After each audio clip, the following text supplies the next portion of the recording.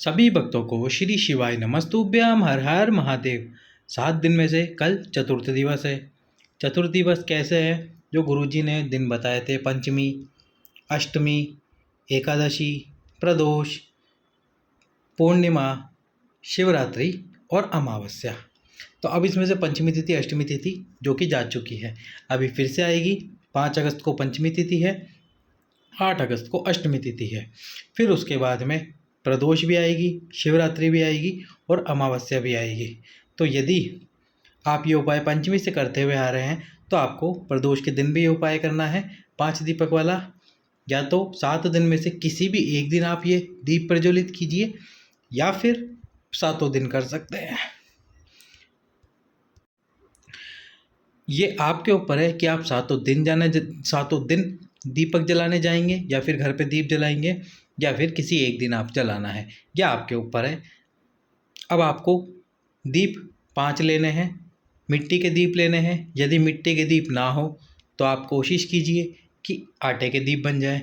दीप आपको नए लेने हैं। यदि दीपावली में आपने दीप जलाए हैं और वो किसी देवी या देवता के सम्मुख में नहीं रखा है जलाकर, तो आप उन दीपों को काम में ले सकते हैं। यदि उनको किसी देवता के सम्मुख में या देवी के सम्मुख में प्रज्वलित किया है तो उन दीपों को काम में मत लीजिएगा। यदि नए दीप नहीं ला सकते तो आप फिर आटे के दीप बनाइए और आटे के दीप से ये उपाय कीजिए। दीप आप कहाँ कहाँ जला सकते हैं? एक तो शिव मंदिर में जला सकते हैं।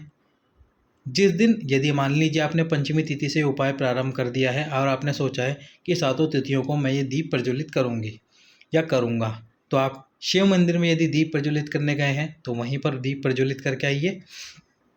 और यदि अपने घर पर कर रहे हैं तो अपने घर पर कीजिए। यदि किसी कारणवश कोई ऐसा अर्जेंट काम आ जाता है कि आप नहीं कर पाते, तो फिर आप घर पर भी दीप प्रज्वलित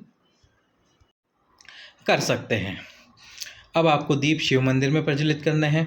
यदि शिव मंदिर में नहीं कर सकते तो जो आपके घर पर या अड़ोस पड़ोस में बेलपत्री का वृक्ष हो उसके नीचे प्रज्वलित कर दीजिए।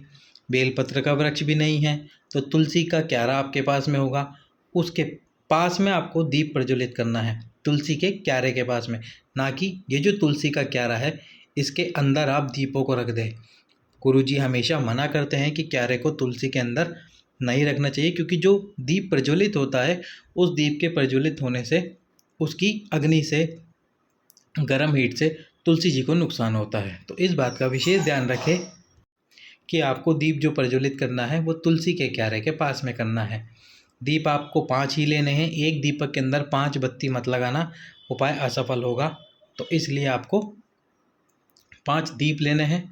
5 अलग अलग दीप लीजिए, उसमें घी डाल लीजिए, लंबी बात लगाइए। वंश वृद्धि के लिए लंबी बात का इस्तेमाल होता है, धन प्राप्ति के लिए लंबी बात का इस्तेमाल होता है, संतान प्राप्ति के लिए लंबी बात का इस्तेमाल होता है। तो आप दीप के अंदर लंबी बात लगाइए।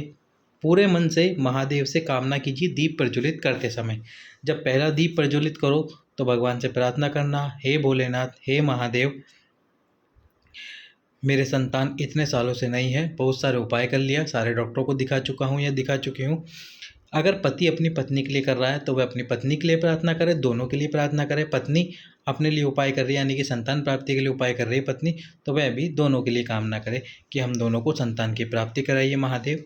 अब एक बात, यदि आप घर पर दीप प्रज्वलित कर रहे हैं तो जो आपका मंदिर है उस मंदिर के सम्मुख में या नीचे की तरफ, जैसे मंदिर है आपका, वो बारियाँ भी होगी आपके घर में, तो वहाँ पे आपको ये दीप प्रज्वलित कर देने हैं 5। भगवान का नाम स्मरण कीजिए और दीप प्रज्वलित कीजिए। अब जब आप बाहर दीप रखें, आपके घर के बाहर मतलब जो आपका मुख्य द्वार है, जैसे कि ये आपके घर का मुख्य द्वार है, मान लीजिए ये आपका घर का मुख्य द्वार है, मुख्य द्वार की है, तो जो द्वार होता है, जो मेन डोर होता है, वो वॉल के बिल्कुल मतलब दीवार के बिल्कुल सेंटर में लगता है।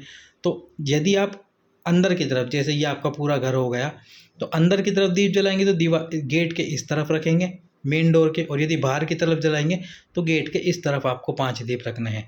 बाहर की तरफ का मतलब बाहर की तरफ इस प्रकार से रखने हैं आपको 5 दीप।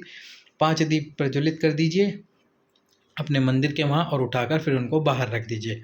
5 दीप प्रज्वलित करते समय महादेव और माता पार्वती का स्मरण कीजिए और महादेव के जो 13 बच्चे हैं, 13 बच्चे कौन कौन से हैं? 6 बच्चे तो कार्तिकेय, जो कार्तिकेय है वो षडानंद कार्तिकेय कहलाते हैं। उनके 6 मुख है, क्योंकि वो 6 अलग अलग बच्चे थे जिनको महादेव ने जोड़कर एक बनाया था, तब वो हो गए षडानंद कार्तिकेय।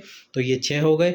एक गणेश जी 7वें नंबर पर, और 6 महादेव की बेटियां, जिसमें जया, विशरा, शामली बाली, दो तली, देव और अशोक सुंदरी, ये 6 बेटियां हो गई। तो कुल ये 13 बच्चे हैं। तो भगवान से प्रार्थना कीजिए, जैसे भोलेनाथ आपके 13 बच्चे हैं, मुझे भी संतान का सुख दीजिए महादेव, मुझे भी संतान की प्राप्ति कराइए। इस प्रकार से आप ये उपाय करके आ जाइए। सभी भक्तों को श्री शिवाय नमः।